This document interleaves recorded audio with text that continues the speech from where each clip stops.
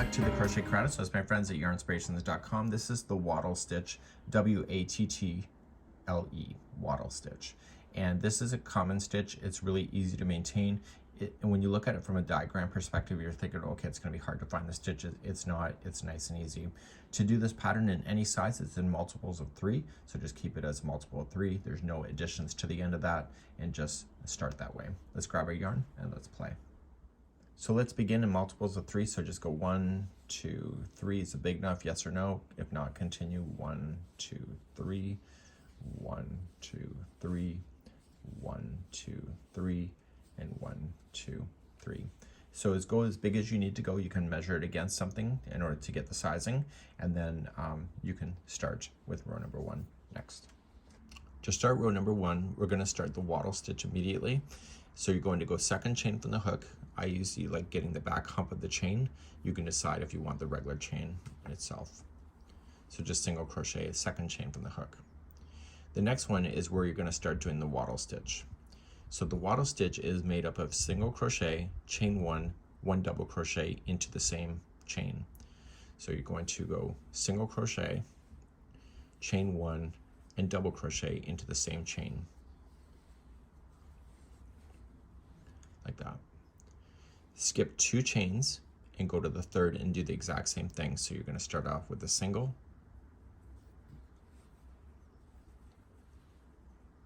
chain 1, and a double. That's all this is going across. So skip 2, go to the third, single, chain 1, and double. So go all the way to the end of the chain. Put me on pause now if you want to, and I'll show you how to finish off the end of the chain in a second. If you're sticking with me to find out, here's how it's going to go. You'll end up with 3 chains left, and once you finish your wattle stitch of the single, chain 1, and double, skip 2 and just single crochet into the last one. And now the next row, what we're about to start, is the repeat for the whole thing, and we're going to begin that next. Let's begin row number 2. So row number 2 and all the rest of the rows always start the same and always finish the same, so you don't really have to think too much about it.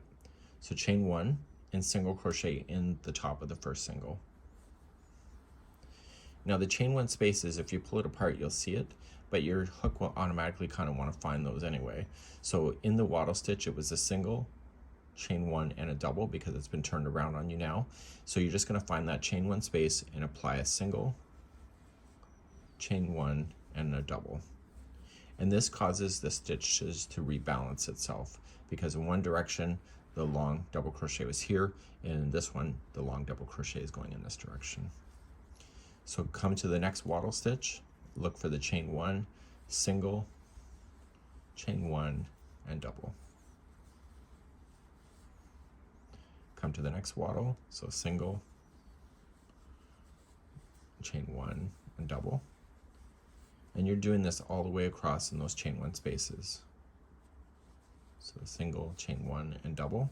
And then eventually you come to the end of the row, and in the very last stitch here, just place in a single crochet. So we always start and end the same way.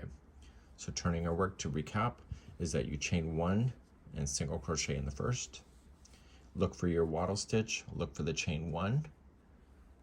So it's single, chain 1, and double. And you keep blasting all the way across in the same formation. This would be a really good blanket concept to do, and it takes away the pesky lines that crochet can do if you don't really like that look. So it makes it more of a material looking or a fabric. In doing this kind of stitch, you may see this idea in clothing as well. It's pretty popular. So you'll get all the way to the end, skip the next one, and come right to the last and single crochet. And that's what it would look like. So this is the wattle stitch, and I hope you enjoy. Bye-bye.